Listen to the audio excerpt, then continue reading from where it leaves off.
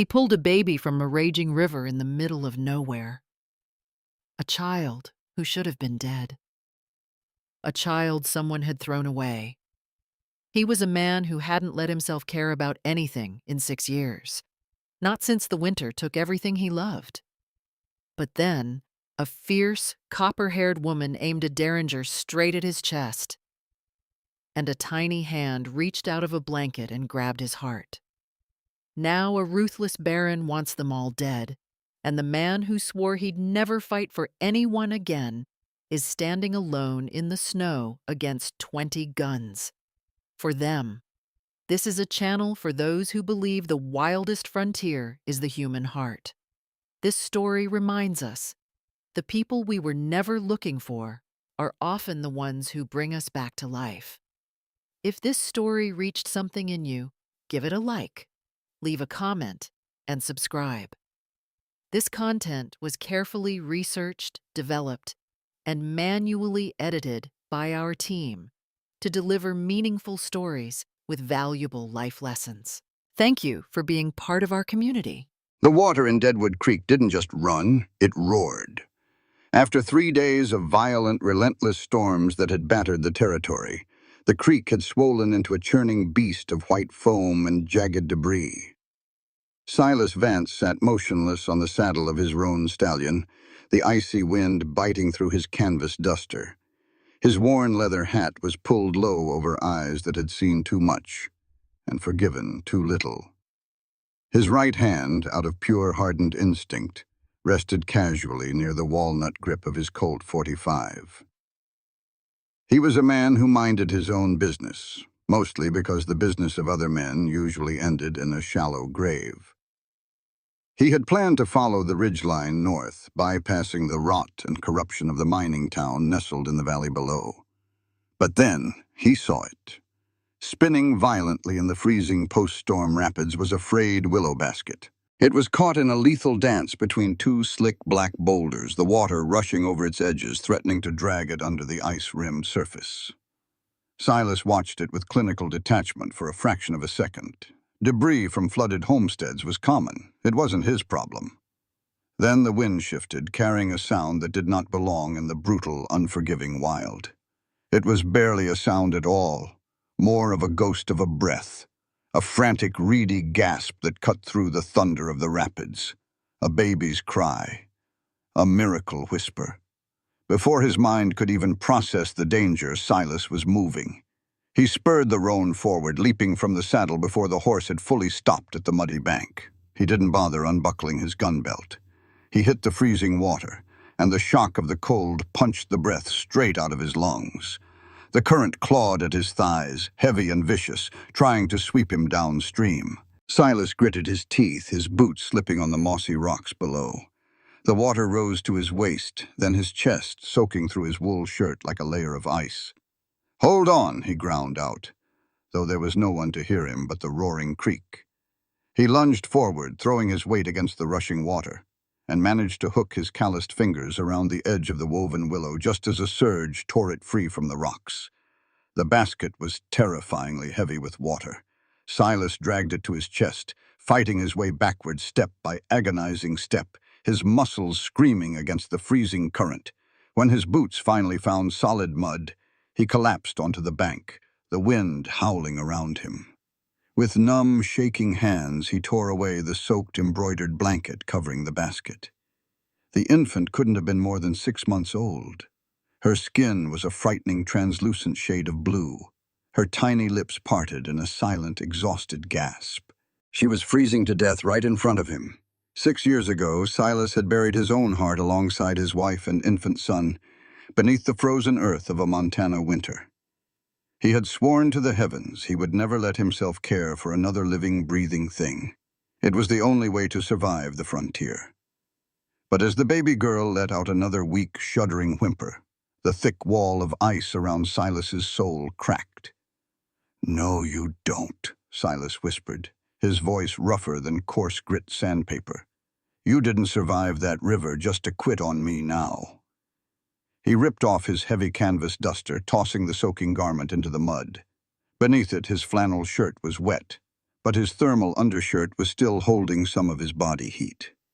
Moving with desperate urgency, he pulled the baby from the freezing basket and tucked her directly against the bare, warm skin of his chest, wrapping his dry wool blanket tightly around them both. He felt the terrifying, fragile flutter of her heartbeat against his own ribs. He needed a doctor. There was only one place within a day's ride that had one, and it was the last place on Earth Silas wanted to go: Deadwood Creek. The town was a cesspool of outlaws and cutthroats, owned entirely by a mining baron who ruled with an iron fist. But Silas didn't have a choice. Not anymore. Vaulting back onto his stallion, holding the bundle tightly to his chest with one arm, he dug his spurs in. Yeah! They rode like hellfire was on their heels, tearing through the muddy trails and pine forests until the ramshackle, smoke-stained buildings of Deadwood Creek rose from the mist. Silas didn't take the main street. He bypassed the saloons and the brothels, weaving his horse through the trash-filled back alleys until he spotted the faded wooden sign: Doc Miller, Surgery and Remedies. Silas slid off the horse, his boots hitting the boardwalk with a heavy thud. The baby had gone frighteningly still against his chest.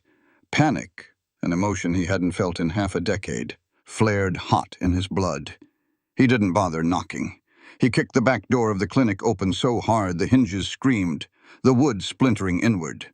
"Doc, I need—" Silas barked, stepping into the dim, medicine-scented room. He stopped dead in his tracks. The old doctor wasn't the one waiting for him. Standing in the center of the shadows, illuminated only by a sliver of gray light from the window, was a woman. She was trembling like a leaf in the wind, wearing a mud-splattered velvet dress that belonged in a Boston parlor, not a frontier clinic. But it wasn't her dress that caught Silas's attention. It was the silver double-barreled derringer she had leveled directly at the center of his chest, the hammer already pulled back. "You've got about 3 seconds to pull that trigger, lady, or get out of my way," Silas rasped, his voice dropping to a low, dangerous gravel. He didn't flinch. He didn't raise his hands. Water dripped from the brim of his hat, pooling on the wooden floorboards of the clinic. The freezing bundle against his chest was completely motionless now, and the terrifying weight of that stillness overrode any instinct for self-preservation. The woman's hands were shaking so hard the silver barrel of the derringer vibrated, but her chin was tilted up in a stubborn, desperate angle. She had copper hair escaping from a muddy, disheveled updo, and eyes the color of a stormy Atlantic sky. "Don't take another step," she ordered. Her voice trembled, but there was a fierce, educated cadence to it. Boston, maybe, or Philadelphia. Definitely not local. "I know he sent you. Tell Bartholomew Thorne I'm not leaving until I get answers." "I don't know who the hell Bartholomew Thorne is," Silas growled, stepping directly into the barrel of her gun. The cold metal pressed right against his wet flannel shirt, directly over his heart. He stared down at her, his dark eyes burning with a sudden lethal intensity. "But if you don't move, the thing in my arms is going to die." Eleanor Hayes blinked, her breath catching in her throat. For the first time, her gaze flicked away from the terrifying, soaking wet gunslinger and down to the bundle clutched against his chest. Before she could process what she was looking at, the curtain separating the back room was violently shoved aside. "Good God Almighty, Eleanor, put that away," Doc Miller hissed, rushing into the dim parlor. The elderly doctor was wiping his hands on a blood-stained apron, his face pale and lined with the chronic exhaustion of a man who lived in constant fear. Eleanor hesitated, but Silas didn't wait for her permission. He swept past her, his broad shoulder brushing hers, and laid the bundle gently onto the leather examination table in the center of the room. "River," Silas said succinctly to the doctor. "She's practically ice, barely breathing." "Lord have mercy," Doc Miller muttered, immediately snapping into action. He grabbed a heavy woolen blanket from a nearby shelf and pushed it toward the stove to warm it. "Unwrap her, son, quickly." Silas pulled back the edges of his own dry blanket, revealing the soaked embroidered cloth beneath it. A sharp, ragged gasp echoed through the small room. The derringer hit the wooden floorboards with a heavy clatter. Eleanor stumbled forward, her hands flying to her mouth. All the defiant steel drained out of her, replaced by a devastating raw shock. "Where?" Eleanor choked out, her knees suddenly giving way. She caught the edge of the examination table to keep from collapsing. "Where did you get that?" Silas looked up at her, his brow furrowed. "Pulled it out of the Deadwood Rapids 20 minutes ago." Eleanor reached out with a trembling hand, her fingers tracing the delicate, faded yellow daisies stitched into the corner of the wet blanket. "Those are wild canaries," she whispered, a tear spilling over her lashes and cutting a clean line down her dirt-smudged cheek. "My sister Cora. She embroidered this. She sent me a letter about it before she—" Her voice broke into a quiet, agonizing sob.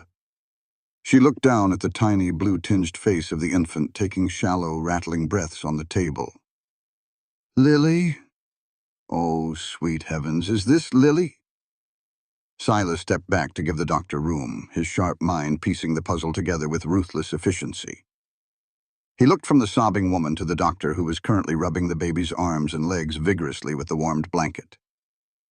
"You want to tell me what's going on here, Doc?" Silas demanded, his hand resting on the butt of his Colt. Doc Miller didn't look up. His hands kept working, but his shoulders slumped under an invisible, crushing weight.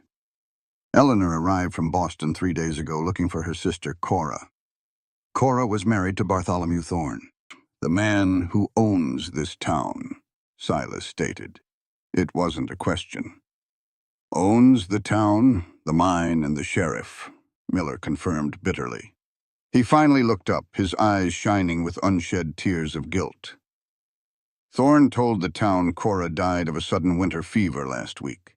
He told us he hired a courier to take baby Lily back east to Cora's family, saying a mining camp was no place to raise a motherless child. Nobody questioned it, nobody dared." Eleanor looked up, her stormy eyes flashing with a sudden, murderous rage. "He didn't send her east. He threw her into the river like a bag of stray kittens." "To hide the evidence," Silas concluded quietly. The pieces snapped together with a sickening reality. He looked at Eleanor. "Your sister didn't die of a fever, did she?" "No," Eleanor whispered, reaching out to gently cup the baby's warming cheek. "Cora wrote to me. She told me Thorne was a monster, that he beat her. I came to take her and the baby away, but I was too late. He killed my sister, and he tried to drown my niece, so there would be no one left to claim her." Silas stared at the woman. Beneath the mud and the ruined velvet dress, he saw a spine made of absolute iron. She was completely out of her depth in a territory built on blood and gunpowder, yet she had stood her ground, ready to shoot a man twice her size to get to the truth. For the first time in 6 years, Silas felt a strange, uncomfortable tightening in his chest that had nothing to do with the freezing water soaking his clothes. He wanted to walk away. He needed to walk away. Getting involved in a blood feud with a local baron was a one-way ticket to a pine box. On the table, baby Lily let out a thin, mewling cry. Color was slowly returning to her cheeks. She was going to live. Silas looked at the baby, then at the fierce, tear-streaked face of the aunt who had crossed the country to save her. He let out a long, slow breath, knowing he had just crossed a line he could never uncross. "You have a horse, Boston?" Silas asked roughly. Eleanor looked up, startled by the nickname. Yes, at the livery." "Forget it. We can't go back for it," Silas said, already moving toward the window to peer through the slats of the blinds. "If Thorne threw this kid in the river, he's going to find out real fast that she didn't sink." As if on cue, the heavy thud of boots hammered against the wooden planks of the clinic's front porch. Bang! Bang! Bang! The front door rattled on its hinges under the force of a massive fist. "Doc, open the hell up!" a crude, booming voice bellowed from the street. One of the scouts saw a drifter ride in through the alleys carrying a bundle. "Mr. Thorne is missing some property and he wants it back. Now." Doc Miller froze, all the blood draining from his face. Eleanor instinctively threw herself over the baby, shielding Lily with her own body, her eyes darting frantically to her discarded derringer on the floor. Silas didn't panic. He simply drew his Colt .45 from its holster. The metallic click of the hammer being pulled back sounded deafening in the tiny, suddenly silent room. "Doc," Silas whispered, his eyes locked on the front door. "Is there a back way out of here?" The pounding on the front door shook dust from the clinic's exposed rafters. "Open up, Miller. We know he's in there." Doc Miller backed away from the entrance, his hands trembling violently. Eleanor Hayes didn't retreat. She stood planted in the center of the room, her chin high, placing herself squarely between the barricaded door and the examination table where her infant niece lay. Silas Vance didn't move a muscle. His dark eyes darted around the confined space, calculating angles, bullet trajectories, and exits with the cold precision of a man who had survived a dozen dead-end shootouts. 2 men at the front door. Heavy footsteps on the boardwalk suggested maybe 3 more in the street. "I asked if there was a back way out, Doc," Silas repeated, his voice dangerously calm. Before the terrified doctor could stammer out an answer, the scrape of wood sliding against wood came from the surgery's rear supply room. Silas instantly pivoted, his Colt tracking the noise. The back window was shoved upward, letting in a blast of freezing wind. A scrawny figure tumbled headfirst over the sill, landing in a heap of limbs and muddy boots on the floorboards. Silas kept the gun leveled. "Give me one good reason not to put a hole in you, kid." The boy, no older than 15, wearing an oversized newsboy cap and suspenders holding up patched trousers, scrambled to his feet, eyes wide at the sight of the Colt. "Don't shoot! I ain't with them," the boy gasped, catching his breath. He looked at the doctor. "Doc, it's Toby, from the livery." Doc Miller let out a breath he'd been holding. "Toby? What in heaven's name are you doing sneaking through my window? Trying to save your hide, Doc." Toby stepped fully into the room, his chest heaving. His eyes darted to Eleanor, then to the baby on the table, and finally to the towering, imposing figure of Silas. "Mr. Thorne ain't just sending those goons at the front door. I was mucking the stalls when I heard his foreman talking. Thorne's gathering a dozen men from the saloon right now. They're grabbing kerosene and torches." Eleanor's face drained of the little color it had left. "Torches?" "They're going to burn the clinic to the ground," Toby said, his voice cracking with panic. "Thorne told them to make it look like a tragic lantern accident. That way there's no bodies to investigate and no evidence left of whatever it is he wants back." The implication hung heavily in the air. Burning the building meant burning the baby. It meant erasing Eleanor and the doctor, too. Outside, a heavy thud shook the walls. The unmistakable splash of liquid being hurled against the wooden siding echoed from the front porch, followed immediately by the sharp, pungent sting of kerosene seeping under the doorframe. "Lord have mercy," Doc Miller whispered, crossing himself. Silas holstered his weapon with a slick snick. He turned to Eleanor, his expression a mask of hardened stone. "Wrap the kid back up. Doc, grab whatever medical supplies you can carry in 2 hands and get out through the window. Kid, you show the doc the safest way to the tree line." "What about you?" Eleanor asked, her hands flying to grab the warm blanket, skillfully wrapping Lily into a secure, tight bundle. "I'm riding out," Silas said flatly. He grabbed his soaked duster from the floor, shaking off the excess water. "My horse is in the back alley. I don't fight other people's wars, Boston. I came in here to drop off a half-drowned kid, not take on a mining baron and a private army." Eleanor froze. The betrayal in her stormy blue eyes hit him harder than a physical blow. She looked at the hardened gunslinger, realizing that beneath the heroic rescue at the river, he was exactly what he appeared to be, a lone wolf drifter who survived by walking away.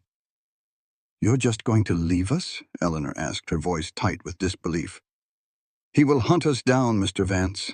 I am a school teacher. I don't even know how to reload that derringer on the floor. I can't protect her alone." Silas adjusted his hat, avoiding her gaze. "The frontier is a hard place, ma'am. You should have stayed back east." He stepped toward the examination table to grab his leather saddlebags. As he reached past the bundle, a tiny, unexpected movement caught him entirely off guard. Baby Lily, now warmed and breathing steadily, reached a small, clumsy hand out from the folds of the blanket. Her tiny, soft fingers blindly grasped the thick leather suspender strapped across Silas's chest, curling into a tight, surprisingly strong fist. Silas went completely still. The weight of that tiny grip sent a violent shockwave straight to the core of his chest. It bypassed the 6 years of calluses, the whiskey, the gunpowder, and the absolute solitude he had built around his soul. For a blinding, agonizing second, he wasn't standing in Deadwood Creek. He was in a cabin in Montana, feeling his own newborn son's fingers wrap around his thumb just days before the winter fever took him. He stared down at Lily's dark, innocent eyes. She wasn't crying anymore. She was just holding onto him, anchoring him to the world of the living. Damn it! Outside, a match flared. The sudden, hungry roar of flames erupting on the front porch cast a violently flickering orange glow through the clinic's front window. Smoke began to curl beneath the door, thick and choking. "Hey!" a man shouted from the alleyway. "I hear talking in there, around the back." Silas's jaw clenched. The ice around his heart didn't just crack this time, it shattered completely. He looked up, his dark eyes locking onto Eleanor's with a fierce, terrifying protectiveness that made her breath catch. "Change of plans, Boston," Silas growled. He didn't wait for her to respond. He scooped the bundled baby up with his left arm, holding her securely against his chest, and grabbed Eleanor's wrist with his right hand. His grip was forged steel, hauling her toward the back door.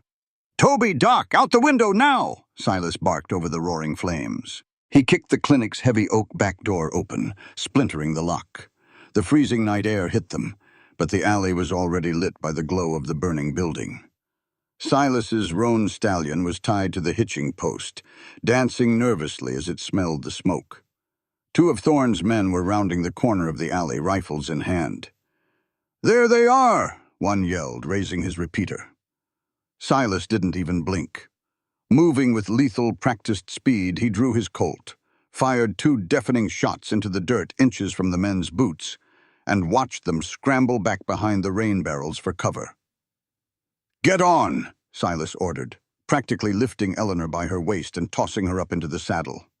He shoved the bundled baby into her arms. "Hold her tight and lean forward."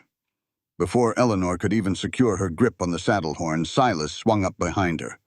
The saddle was cramped, forcing her back flush against his broad, solid chest. His arms came around her on both sides to grab the reins, effectively caging her and the baby in a protective shield of muscle and leather.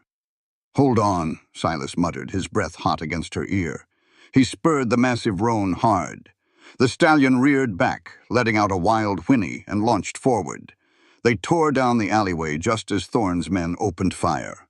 A bullet hissed through the freezing air, embedding itself into a wooden post mere inches from Silas's head. He didn't look back. They burst through the splintering wood of the town's rear livestock gate, leaving the burning clinic and the shouts of angry men behind them.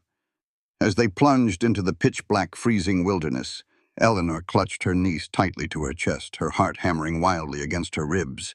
She was riding into the unknown with a dangerous, unpredictable gunslinger, a blizzard threatening on the horizon, and a ruthless baron hunting them. But as she felt Silas's strong, steady heartbeat thumping against her back, she realized something terrifyingly certain. For the first time since she arrived in this cursed territory, she actually felt safe. The wind howling through the jagged teeth of the Deadwood Canyon felt like a shower of shattered glass. Silas pushed the massive roan stallion as hard as he dared under the pitch-black canopy of the pines, trusting the animal's night vision over his own. Pressed flush against his chest, Eleanor rode in stiff, terrified silence. She had one arm locked around the saddle horn and the other wrapped fiercely around baby Lily, shielding the infant from the biting cold. The sound of approaching hoofbeats from behind made Silas instantly shift his weight, his hand dropping to the butt of his Colt. He twisted in the saddle, thumbing the hammer back. "Don't shoot! It's me!" a breathless voice called out through the dark. A spotted gelding broke through the brush, ridden bareback by Toby. The boy was clutching the horse's mane for dear life, his newsboy cap long gone. Silas let out a harsh breath, easing the hammer down. I told you to get the doc to the tree line, kid. Doc made it to the church cellar, Toby panted, bringing the gelding alongside them. But Thorne's men are swarming the streets like angry hornets. You're heading blind into the Black Ridge Pass, Mr. Vance. You don't know the switchbacks. I do. Silas studied the boy's pale, determined face in the moonlight. The kid was risking a hanging just by being here. It's a hard ride, Toby. Thorne catches us. He won't spare you just because you're 15. I ain't going back to mucking stalls for a murderer, Toby said stubbornly. Take a left at the next ravine. There's a hidden trail. Silas gave a single, curt nod. Lead the way. They rode relentlessly through the night and deep into the next afternoon, climbing higher into the brutal, unforgiving terrain of the territory. The temperature plummeted as they gained elevation, the rocky trail threatening to snap a horse's leg with every step. When Silas finally called a halt in the shelter of a shallow, wind-carved cave, the horses were lathered in freezing sweat. He slid from the saddle, his boots crunching on the frost-covered gravel, and reached up to help Eleanor down. When his large, calloused hands grasped her waist, he felt her flinch. She was stiff from the grueling ride, her muscles locking up from the cold and the unnatural posture of protecting the baby. Silas eased her down gently, noting the dark purple bruises already blooming along her wrists. He expected the city-bred schoolteacher to break. He expected tears, complaints about the freezing wind, or a desperate plea to turn back. Instead, Eleanor Hayes proved she was forged from something far stronger than Boston high society. Without a single word of complaint, she carried Lily to the driest corner of the cave. Her once elegant velvet dress was a mud-caked, ruined mess. With absolute ruthless practicality, Eleanor reached down, gripped the hem of her expensive embroidered silk petticoats, and ripped a long, clean strip of fabric free. Silas paused in unsaddling the roan, watching her. She worked with quiet efficiency, changing the baby's damp swaddle and using the torn silk to fashion a clean, dry diaper. Her hands were blistered red from the biting wind, her knuckles scraped and bleeding, yet her touch on her niece was infinitely gentle. "You're bleeding, Boston," Silas noted quietly, tossing her a leather canteen. Eleanor caught it with one hand. She uncorked it with her teeth, took a modest sip, and looked down at her battered hands. "It's just skin, Mr. Vance. It will heal." My sister didn't have that luxury. Silas stared at her. The fierce, unyielding fire in her stormy blue eyes demanded respect, and Silas gave it willingly. She wasn't a damsel waiting to be saved. She was a survivor doing whatever it took to keep her bloodline alive. By nightfall, Toby had managed to build a small, smokeless fire using dried sagebrush deep in the recess of the cave. The boy passed out exhausted against his saddle mere minutes after eating a meager ration of dried jerky. Silas took the first watch. He sat near the mouth of the cave, his hat pulled low over his eyes, a Winchester rifle resting across his thighs. He told Eleanor to get some sleep, leaning his head back against the cold stone and closing his eyes to feign rest, though his ears remained perfectly attuned to the wind. Behind him, by the flickering orange glow of the embers, Eleanor was still awake. Lily was fussy, the cold and the strange environment unsettling the infant. To soothe her, Eleanor began to sway gently, her voice rising in a soft melodic hum that slowly formed into words. "Hush now, my darling. The stars are awake. The ocean is sleeping, the white-crested lake." It was an old Eastern lullaby, sweet and haunting. At the sound of it, Silas's breath hitched in his chest. His eyes snapped open under the brim of his hat, staring out into the pitch-black canyon. The melody ripped through his defenses like a serrated blade. Suddenly, he wasn't smelling sagebrush and horse sweat. He was smelling lavender and fresh pine. He wasn't in a frozen cave. He was in a warm cabin, listening to his wife rock their newborn son to sleep by the hearth. The grief was a living, breathing monster inside him, and Eleanor's voice had just woken it up. Silas swallowed hard against the painful tightness in his throat. He looked over his shoulder. In the firelight, Eleanor looked impossibly beautiful. The dirt and exhaustion couldn't hide the pure, radiant devotion on her face as she looked down at the child. She was shivering violently, her ruined dress offering no protection against the dropping temperature. But she was entirely focused on the baby. Silas didn't think. He just moved. He set the Winchester down, stood up, and picked up his heavy, fleece-lined canvas duster. He walked up behind Eleanor, his footsteps entirely silent on the gravel. Eleanor gasped softly as a heavy, glorious warmth suddenly enveloped her. Silas had draped his large coat over her trembling shoulders, the thick collar brushing against her neck. It smelled like leather, rain, and gunpowder, the distinct, rugged scent of the man who had pulled a miracle from the river. She looked up. Silas was standing incredibly close, staring down at her. The firelight danced in his dark, shadowed eyes, revealing a depth of pain and longing that stole the breath straight from Eleanor's lungs. He didn't offer a witty remark. He didn't pull away. He just looked at her. And in that silent, heavy gaze, Eleanor saw the fractured pieces of a man who understood exactly what it meant to lose everything. She reached up, her small, blistered hand resting gently over his large, calloused one, where it gripped the lapel of the coat. A profound electric tension crackled between them. It was a silent promise forged in the freezing dark. I won't let you fall. Silas's gaze dropped to her lips for a fraction of a second, his thumb unconsciously brushing against her knuckles. The air grew impossibly thick. Then the quiet night was violently shattered. It started as a low, mournful sound echoing up the canyon walls, twisting through the wind until it grew into a sharp, terrifying baying. Silas went rigid. The softness vanished from his eyes, replaced instantly by the cold, lethal stare of a killer. He spun around, snatching his Winchester from the ground. Eleanor clutched Lily tighter to her chest, her heart hammering. Silas, what is that? Wolves, Toby mumbled, waking up with a start. No, Silas growled, his jaw clenching so hard a muscle ticked in his cheek. He kicked dirt over the fire, plunging them into darkness. Bloodhounds. Thorn brought the dogs. Mount up, now, Silas ordered, his voice cutting through the freezing black air like a whip. The baying of the hounds was growing louder, echoing off the jagged canyon walls and distorting the distance.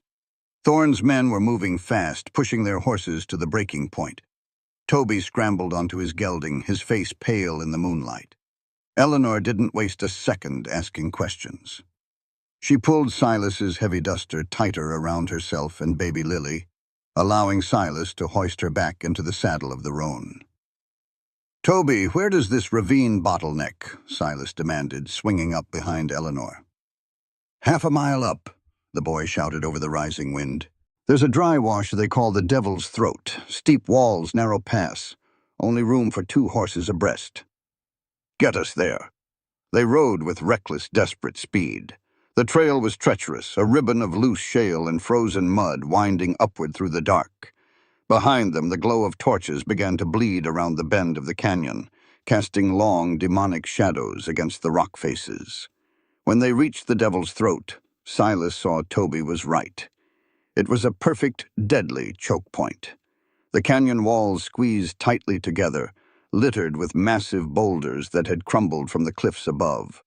High on the right flank was a shallow, recessed overhang, a natural bunker. Silas dismounted before the roan had fully stopped. He practically pulled Eleanor from the saddle, rushing her and Toby toward the overhang. Get in there! Keep the horses behind that rock formation and keep the kid quiet, Silas commanded, his tone leaving no room for argument. Eleanor held Lily tight, her chest heaving. Silas, what are you going to do? Instead of answering, Silas shoved his Winchester rifle into her hands. The weapon was heavy, the cold steel biting into her raw, blistered palms. Lever action, Silas said, his dark eyes locking onto hers.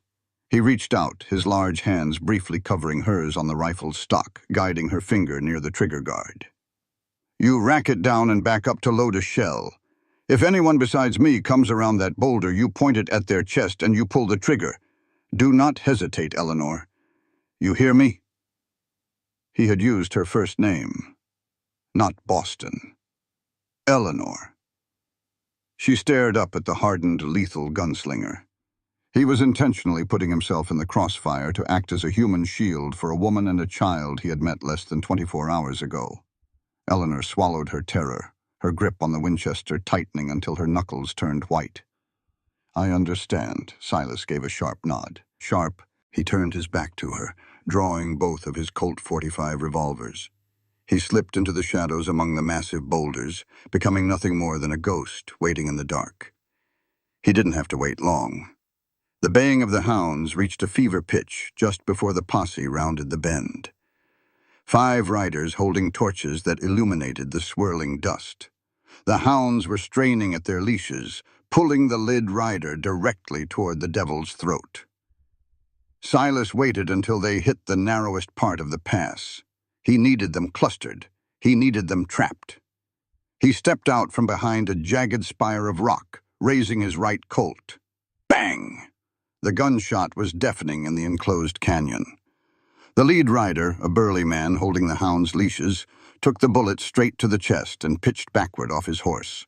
The hounds panicked, slipping their collars and scattering back down the trail, terrified by the thunderous echo. "Ambush!" one of the outlaws screamed. The canyon erupted into chaos. Gunfire flashed in the dark like deadly lightning. Bullets chipped the stone around Silas, sending razor-sharp shards of rock flying into the air. He didn't flinch. He moved with a cold, terrifying fluidity, a predator entirely in his element. He ducked behind a boulder as a volley of lead shredded the air where his head had just been. Cocking both hammers with his thumbs, Silas leaned out the other side. Bang! Bang! 2 more riders dropped from their saddles, their horses rearing and bolting in panic. "Fan out! Flank him!" the 4th man yelled, diving behind a fallen tree trunk. Silas holstered his left gun, keeping his right trained on the trunk. He could hear the crunch of boots on gravel. They were trying to encircle him. He waited for the slight shift of a shadow, the glint of moonlight on a gun barrel. There! Silas fired. The 4th man let out a sharp cry, his rifle clattering to the stones as he collapsed, clutching his leg, effectively out of the fight. Silas let out a harsh breath, his adrenaline spiking. 4 down. But the smoke was thick, hanging heavy in the freezing air, obscuring his vision. He moved to shift his position, stepping backward toward the overhang where Eleanor was hidden. It was a fatal miscalculation. He hadn't accounted for the 5th man dismounting earlier and scaling the lower rocks. A shadow dropped from the ledge directly to Silas's right. A heavy Winchester repeater swung up, aimed dead at Silas's chest. Silas twisted, bringing his Colt up, but he was a fraction of a second too slow. The outlaw fired. Hot, blinding agony ripped through Silas's left shoulder. The impact hit him like a runaway freight train, spinning him around and knocking him hard into the dirt. His Colt flew from his hand, clattering away into the darkness. Silas hit the ground, a raw, guttural grunt tearing from his throat. Blood instantly soaked his flannel shirt, hot and sticky. He fought through the black spots, dancing in his vision, scrambling to reach for his backup gun, but his left arm was completely useless, hanging dead at his side. The outlaw stepped over a rock, racking the lever of his rifle with a sinister metallic clack. He aimed the barrel straight at Silas's back. "Mr. Thorne says hello, you son of a—" Boom! The explosion was so loud it made Silas's ears ring. It didn't come from the outlaw. The man's eyes went wide, a look of absolute shock freezing on his face. He dropped his rifle, stumbled a single step backward, and collapsed into the dirt, dead before he hit the ground. Silas gripped his bleeding shoulder, his breathing ragged, and dragged his gaze upward. Standing at the edge of the rocky overhang, illuminated by the dying light of a dropped torch, was Eleanor. She had the Winchester pressed tightly to her shoulder. The heavy rifle was still smoking in the freezing air. The recoil had knocked her back half a step, but she hadn't fallen. Her hair was flying wild in the wind, her chest heaving, her eyes wide with the sheer, terrifying reality of what she had just done. She hadn't screamed. She hadn't hesitated. She had pulled the trigger to save his life. Silas stared at her, the realization settling deep in his bones. She wasn't just a school teacher anymore. She was his partner. "Silas!" Eleanor dropped the rifle, her voice cracking as she scrambled down the rocky slope, slipping on the loose shale in her frantic rush to reach him. Toby was right behind her, his eyes wide as saucers as he looked at the fallen outlaws. Eleanor fell to her knees beside Silas in the dirt. Her hands immediately went to his shoulder, pressing hard against the torn, bleeding flesh. "You're shot." "Oh, God, you're bleeding so much," she gasped, her voice thick with panic as the warm blood seeped through her fingers. Silas gritted his teeth, his head dropping back against the cold stone. The adrenaline that had kept him moving was evaporating rapidly, replaced by a nauseating wave of pain and a bone-deep cold. "You did good, Eleanor," Silas breathed out, his voice a raspy whisper. "You did real good. Don't speak. Toby, get the horses. We have to move him," she ordered, her voice shaking but fiercely commanding. Silas looked up at the sliver of night sky visible between the canyon walls. The stars had vanished, swallowed by a thick, suffocating blanket of dark gray clouds. As he watched, a single fat snowflake drifted down from the heavens, landing on the hot barrel of the dead outlaw's rifle. It hissed, melting instantly. Then came another, and another. Within seconds, the air was thick with blinding, swirling white flakes. The wind howled, the temperature plummeting so fast Silas could feel the moisture freezing on his eyelashes. A blizzard had arrived. And with a bullet in his shoulder and his blood pooling in the frozen dirt, Silas Vance knew they were out of time. The world vanished into a screaming wall of white.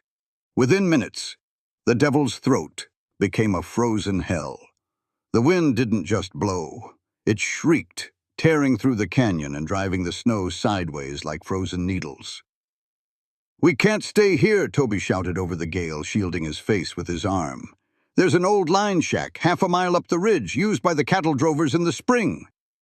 "Get him on the horse," Eleanor screamed back, her voice already hoarse from the freezing air. Getting Silas into the saddle was a brutal, agonizing ordeal. He was a large man, heavily muscled, and the blood loss was draining his consciousness rapidly. With Eleanor pushing from below and Toby pulling from above, they managed to heave him over the roan saddle. Eleanor swung up behind him, wrapping her arms securely around his waist to keep him from sliding off into the snowdrifts, while Toby led the way, carrying baby Lily wrapped securely inside his coat. The 1/2 mile ride felt like an eternity.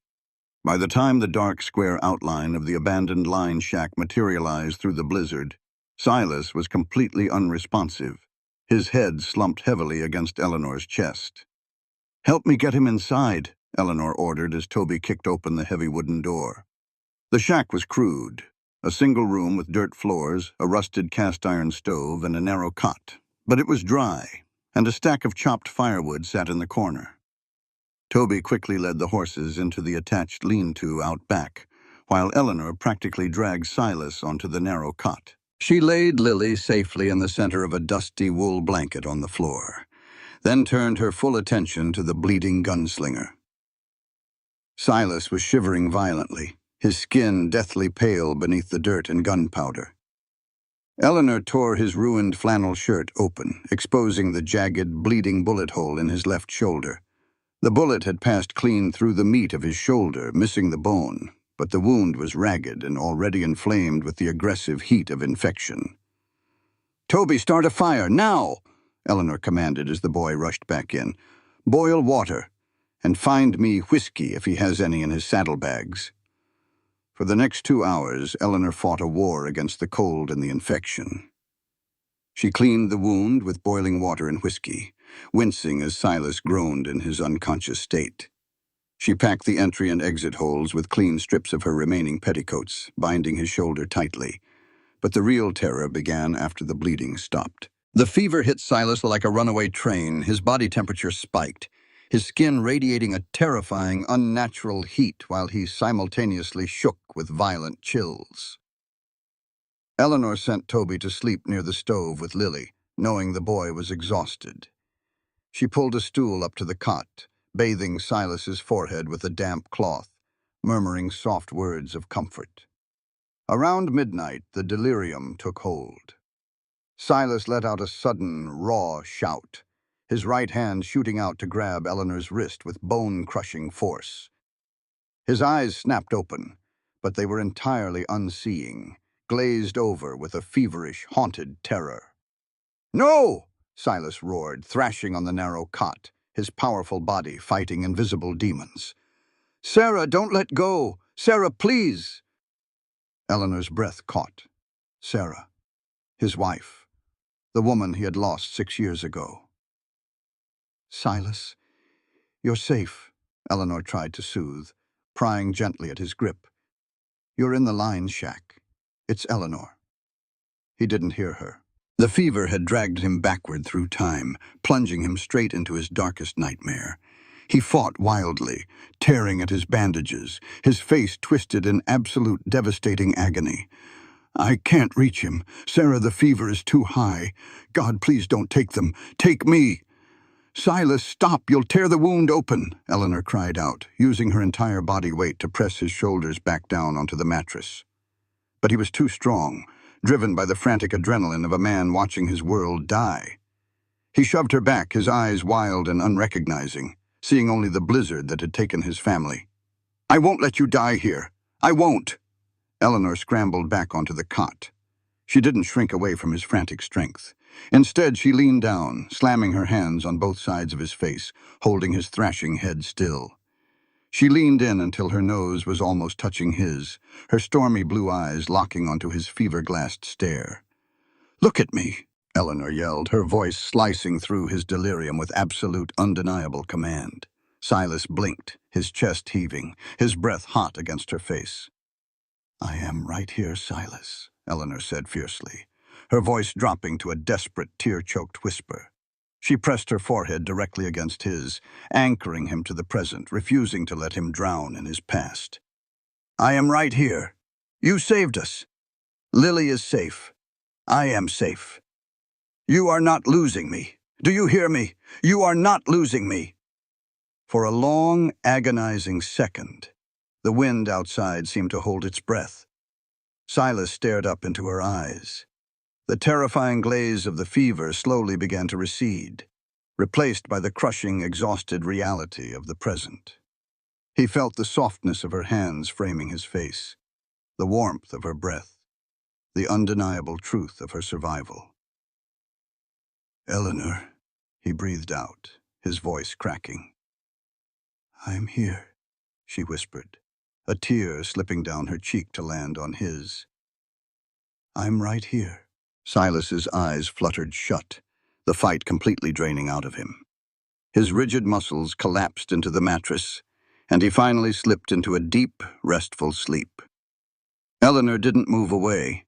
She lay down carefully beside him on the narrow cot, pulling the heavy duster over them both, wrapping her arms around his uninjured side to share her body heat and keep the chills at bay. Hours passed. The fire in the stove burned down to glowing red embers. When Silas finally opened his eyes, the fever had broken. He felt weak, his shoulder throbbing with a dull, heavy ache, but his mind was crystal clear. He realized almost immediately that he wasn't alone. Eleanor was curled against his side, her head resting on his chest, her arm draped protectively across his waist. She was fast asleep, her breathing slow and even. Across the room, bathed in the soft orange glow of the stove, Toby and baby Lily were sleeping soundly. Silas lay perfectly still, staring up at the wooden ceiling. He remembered the delirium. He remembered the blinding terror of the past. And he remembered the fierce, beautiful woman who had grabbed him by the soul and pulled him back from the abyss. "You are not losing me." The absolute certainty in her voice echoed in his mind.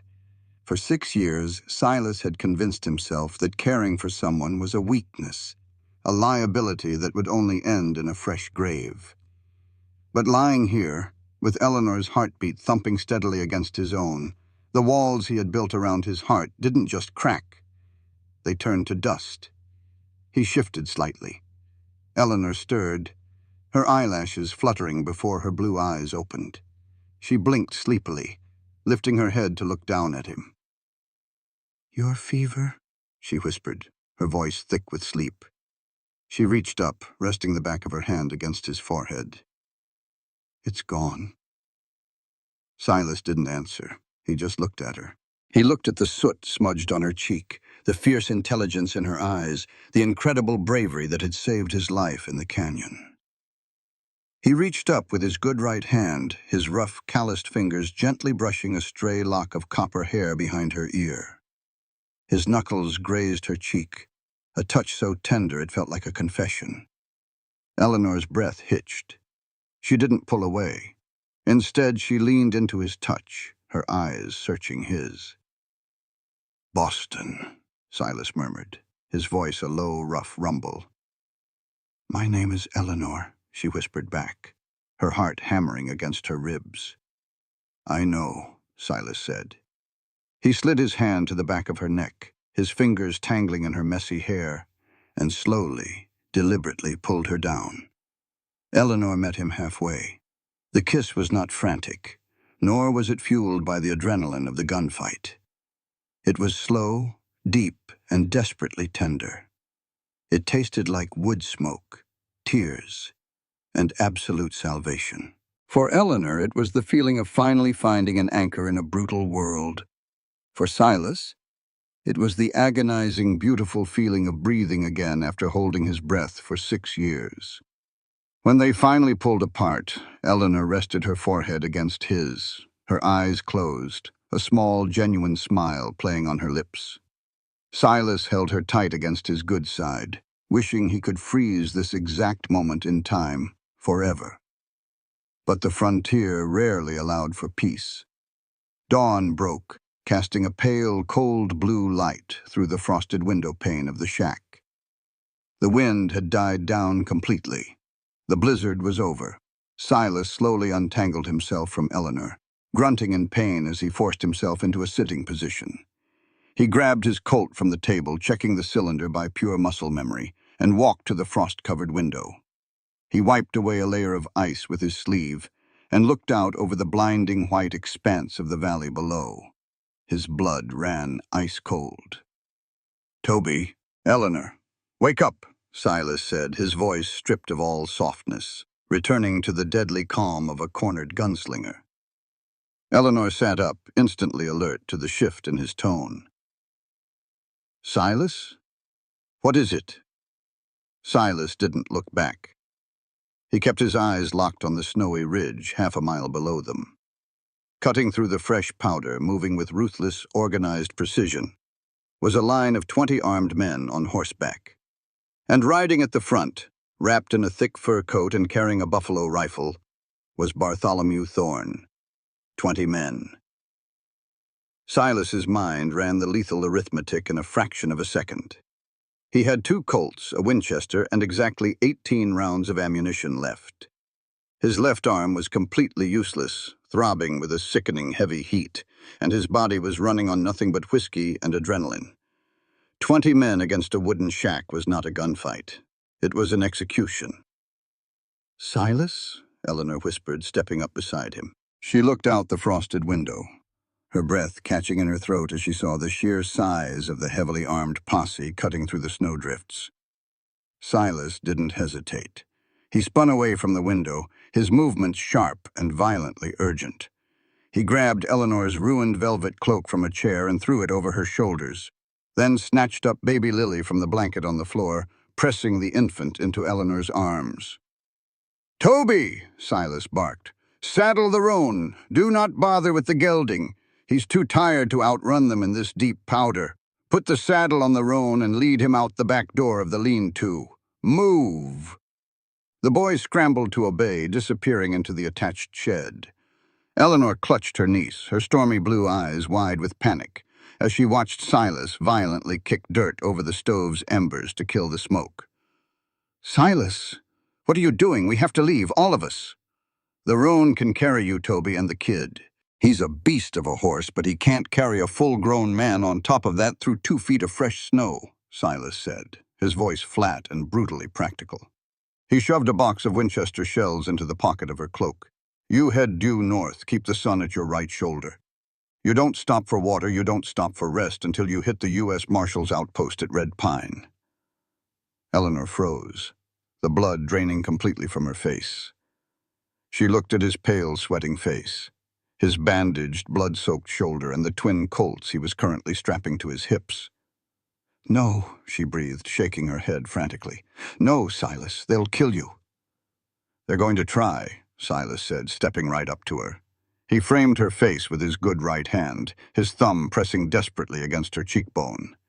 "If we all run, their horses are fresher. They'll run us down in an hour. But if I stay here and make enough noise, I can pin them in the valley. It'll buy you the head start you need." "I am not leaving you," Eleanor cried, a tear spilling over her lashes. The sheer terror of losing him, this broken, beautiful man who had just taught her how to feel safe again, was a physical agony in her chest. "I just found you.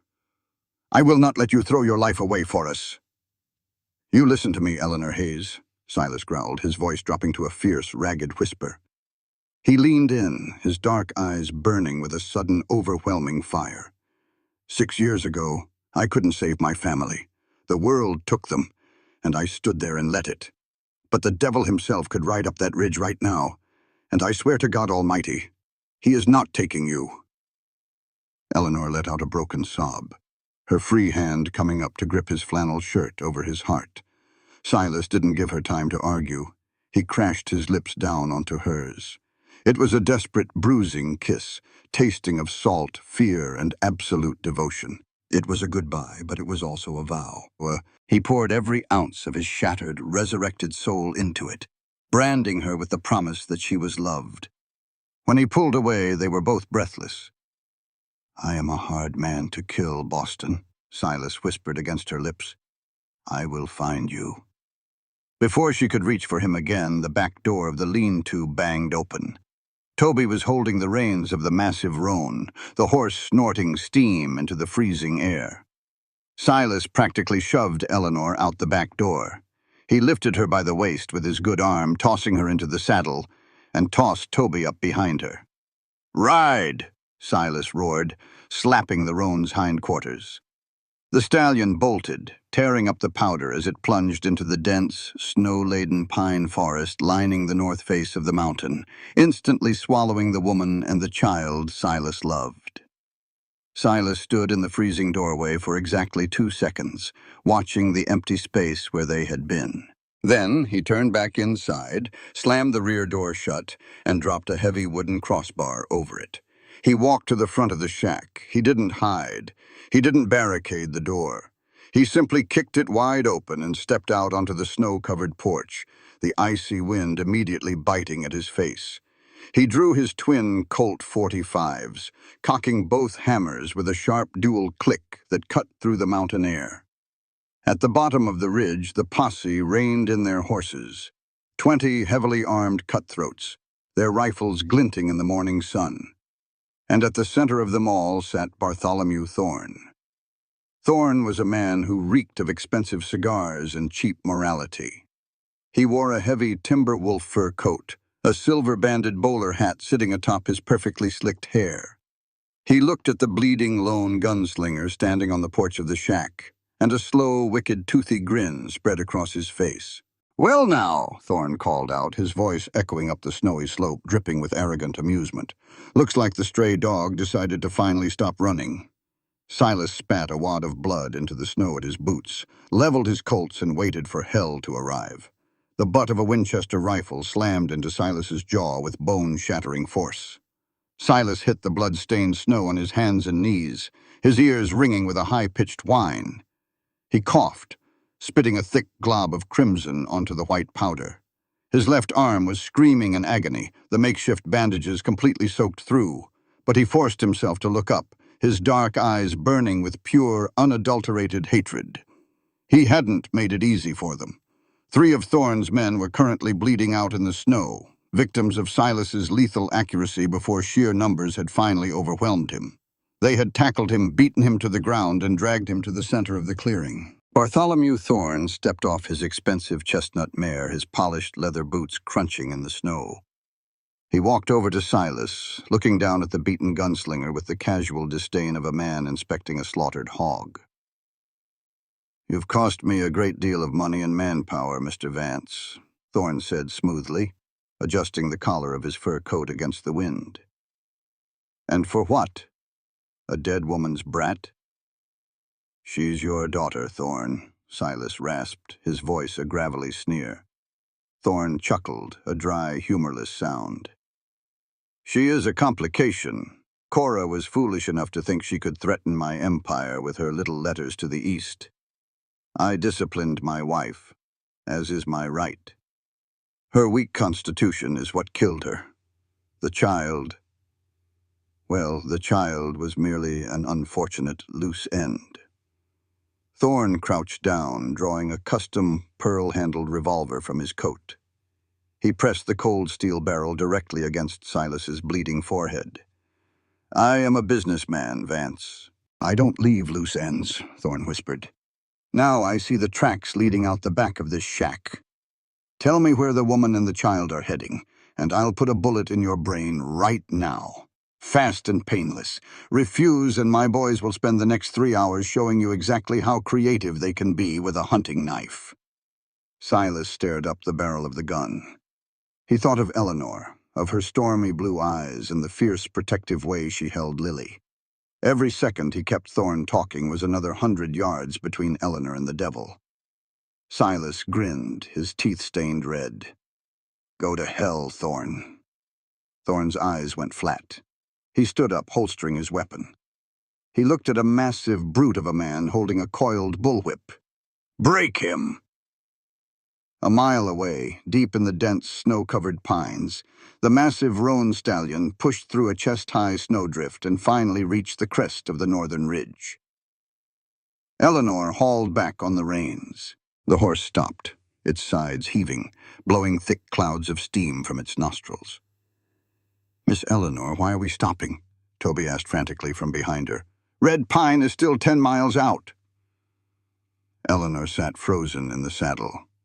She looked down at baby Lily, who was mercifully asleep, tucked warm and safe against her chest. Then she slowly turned her head, looking back the way they had come. Over the tops of the pine trees, a thin gray column of smoke was rising from the direction of the line shack.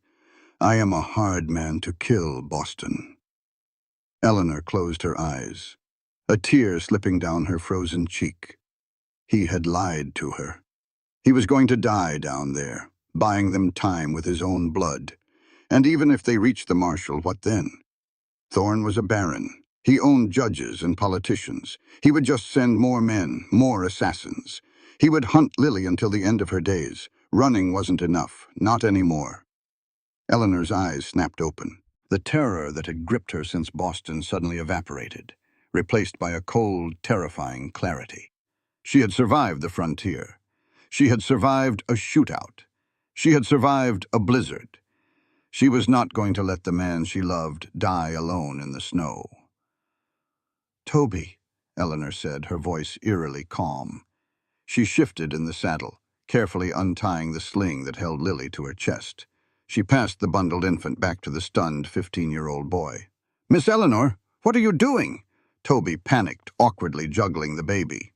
Eleanor reached into the saddlebag and pulled out Doc Miller's leather-bound medical ledger, the undeniable written proof of Cora's severe repeated injuries at the hands of Bartholomew Thorn.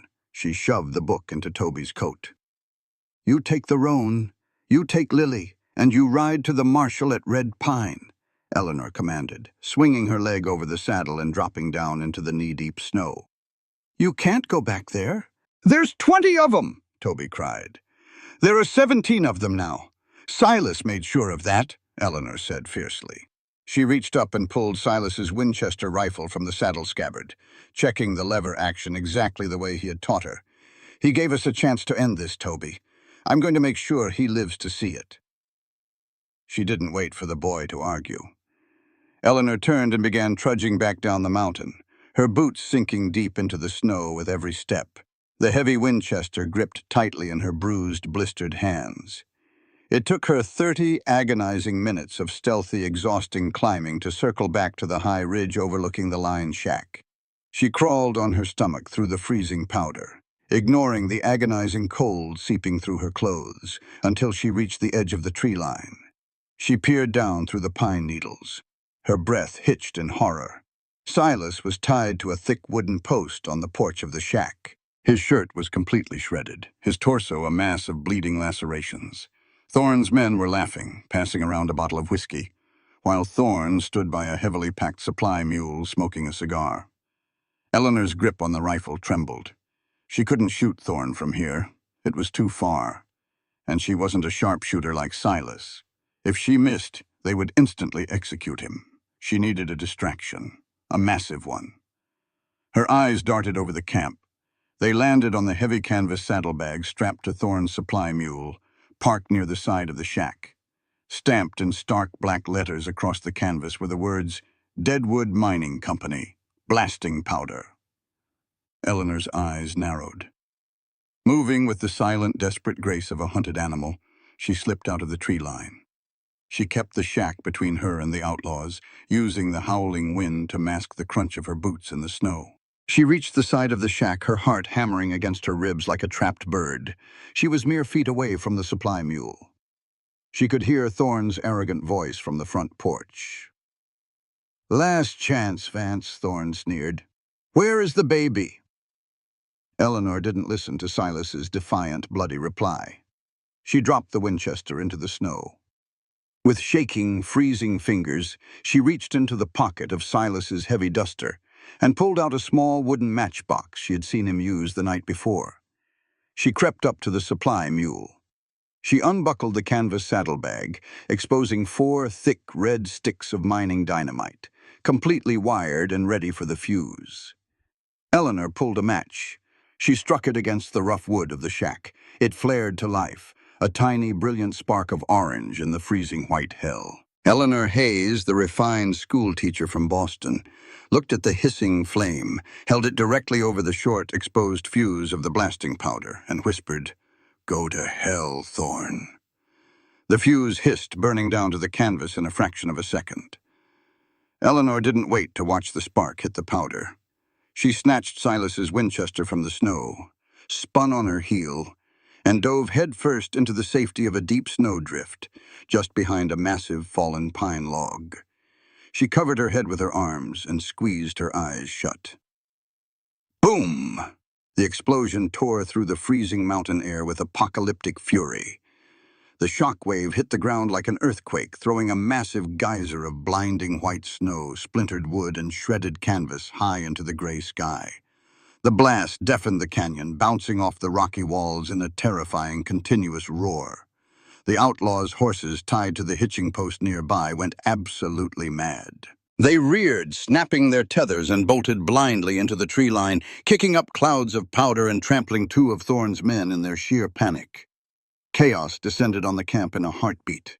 Men screamed, blinded by the smoke and flying debris. Bartholomew Thorne, who had been standing mere yards away, was thrown violently backward off the porch, landing hard in the snow. Silas Vance didn't flinch. Through the ringing in his ears and the blinding smoke, his predatory instincts flared to life. The explosion had shattered the thick wooden post he was tied to. With a brutal, agonizing flex of his shoulders, Silas yanked his arms forward. The splintered wood gave way, the rope sliding off his bloodied wrists. He dropped to the porch floor just as a panicked outlaw blindly fired a shotgun into the smoke. Silas swept his leg out, kicking the outlaw's boots out from under him. The man hit the floorboards hard. Before he could recover, Silas snatched the man's dropped Colt revolver from the wood, rolled to his knees, and fired 2 blind shots into the swirling gray dust. 2 heavy thuds told him he hadn't missed.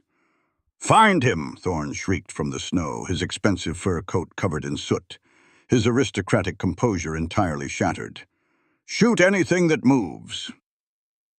The smoke began to clear on the freezing wind. Silas stepped off the porch, a bleeding, relentless phantom of vengeance. He moved with terrifying efficiency, dropping 2 more disoriented outlaws before they could even level their rifles. But as the dust settled, the battlefield froze. "Hold it right there, Vance!" Thorne screamed, his voice cracking with panicked rage. "Drop the gun or I blow her head off!" Silas froze, the breath leaving his lungs in a sharp, agonizing rush. Thorne had Eleanor. The blast had knocked her from behind the log, stunning her long enough for Thorne to grab her. He currently had his forearm wrapped in a vicious chokehold around Eleanor's throat, using her as a human shield. His custom pearl-handled revolver was pressed flush against her temple. Eleanor was pale, her lip bleeding from the fall, but her stormy blue eyes were locked dead onto Silas. She wasn't crying. "Drop it!" Thorne spat, backing slowly toward the remaining horses. "You think you won? I am Bartholomew Thorne.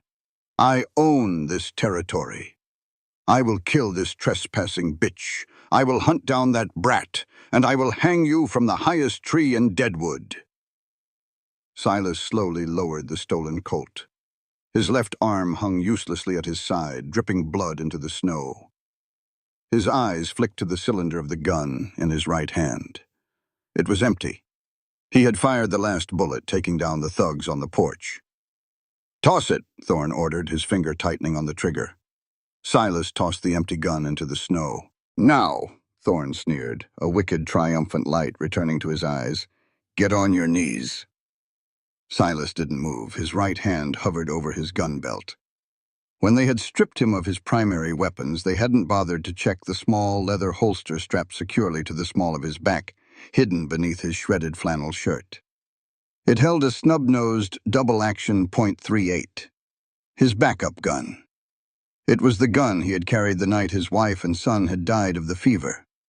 The gun he had sworn to God he would never draw again, convinced it carried the curse of his own failure. For 6 years, it had been a heavy, useless weight of penance against his spine. He had to draw, cock, and fire in less than a second to hit Thorne's shoulder without striking Eleanor. A near-impossible shot for a wounded man. The ghosts of his past screamed at him to stop. "You'll fail. You'll kill her just like you killed Sarah." Silas's hand trembled, a cold sweat breaking out over his brow. The great, fearless gunslinger was paralyzed by the terror of losing the woman he loved. Eleanor saw his hesitation. She saw the agonizing war tearing through his dark eyes. She didn't struggle against Thorne's grip. Instead, Eleanor stopped fighting, squared her shoulders, and looked Silas Vance dead in the eye. She gave him a single, deliberate, absolute nod. "I trust you."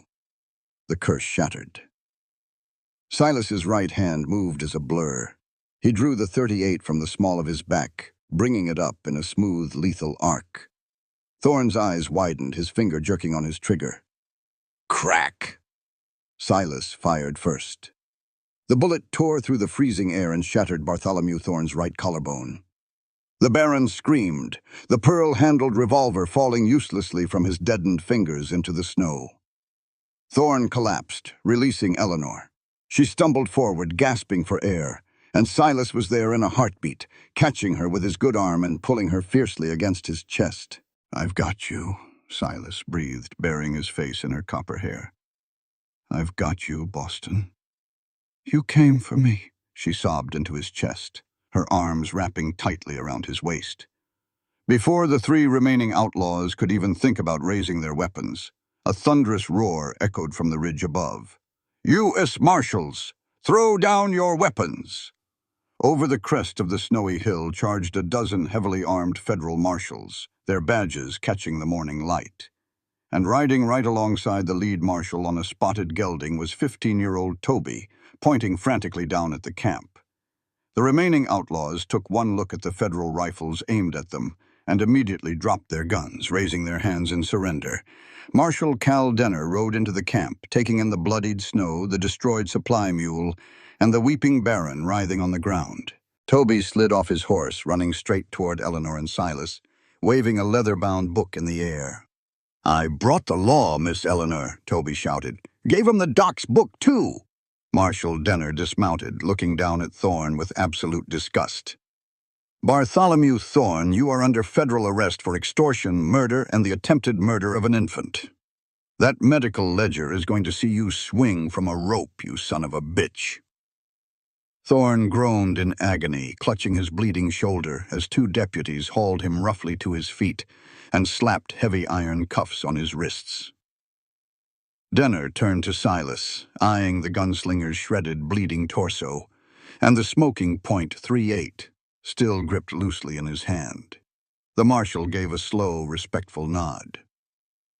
"Looks like you handled the worst of it, Mr. Vance," Denner said quietly. "We'll take it from here. Doc Miller is waiting with a warm bed and proper bandages back in town.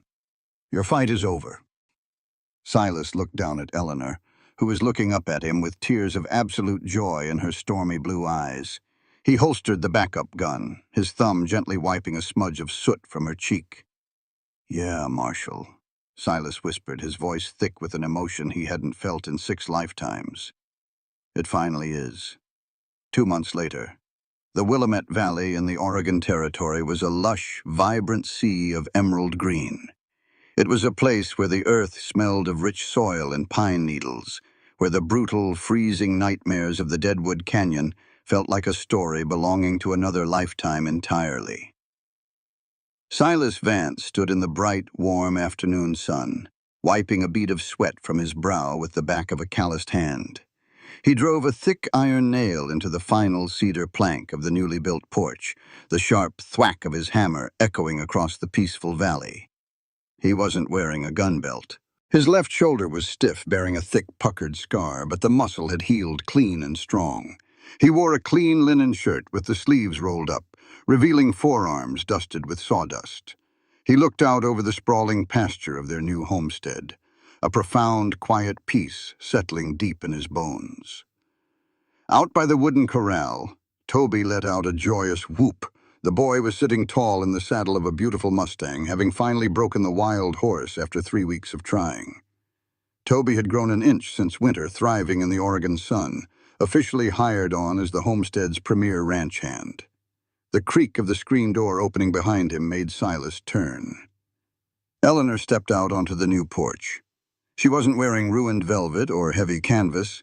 She wore a simple, beautiful gingham dress, a flour-dusted apron tied around her waist, and her copper hair was braided loosely over one shoulder. She looked radiant, her stormy blue eyes bright, and entirely devoid of the shadows that had haunted her in the east. Balanced effortlessly on her hip was baby Lily. The infant had transformed. Gone was the freezing, fragile, blue-tinged child from the river. Lily was a plump, rosy-cheeked, fiercely curious 8-month-old, babbling happily and grabbing at a stray lock of Eleanor's hair. "Dinner will be ready in 10 minutes, Eleanor said, smiling warmly as she stepped up to Silas. "And if you don't make Toby wash his hands before he sits at my table, I'm feeding both of your portions to the hounds." Silas chuckled, a deep, rich sound that rumbled in his chest. He dropped his hammer into the toolbox and closed the distance between them, wrapping his arms loosely around Eleanor's waist, careful not to squash the baby between them. "I'll wrangle the kid," Silas promised, his voice dropping to a soft, teasing drawl. He leaned in, pressing a gentle kiss to Eleanor's flour-dusted cheek. "Porch is finished, Boston." "It's beautiful," Eleanor murmured, leaning her head against his shoulder. Lily babbled loudly, demanding attention.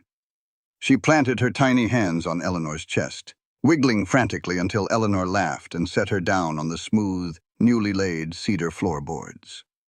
Silas crouched down on one knee, holding his hands out to the child who had cracked the ice around his soul. "Come here, little bird," Silas coaxed gently. Lily looked at him with those wide, dark eyes that held her mother's memory, but looked forward to a life entirely devoid of fear. She let go of Eleanor's skirt. Her little legs wobbled. She took one clumsy, unsteady step, then another, and a third. Eleanor gasped, her hands flying to her mouth. "Silas, she's walking!" Lily took a fourth step, letting out a delighted squeal, and practically threw herself forward. Silas caught her effortlessly in his large, capable hands, hoisting her high into the air. Lily giggled, looking down at the rugged gunslinger. She reached her tiny hands out, patting his rough, bearded cheek with absolute, unwavering adoration. "Pa," Lily said, her voice clear as a ringing bell. Silas completely froze. The word hit him harder than any bullet ever could. It bypassed his tough exterior, reaching the deepest, most sacred part of his heart. The title he had lost 6 years ago, the title he thought he had forfeited forever, was suddenly his again. Tears, hot and undeniable, pricked the corners of Silas's dark eyes. "Yeah, little bird," Silas whispered, his voice cracking as he pulled the baby tightly to his chest, burying his face in her dark hair. "I've got you." Eleanor knelt down beside him on the sun-warmed wood. She wrapped her arms around Silas's broad shoulders, hugging both him and Lily in a fierce, unbreakable embrace. Silas turned his head, capturing Eleanor's lips in a deep, lingering kiss that tasted of sunshine and absolute salvation. He pulled back, looking at the woman who had fought for him, the child who had saved him, and the beautiful, quiet valley that stretched out before them. Silas Vance rested his forehead against Eleanor's, a single tear slipping down his weathered cheek, and whispered the truest words he had ever spoken. "I'm finally home."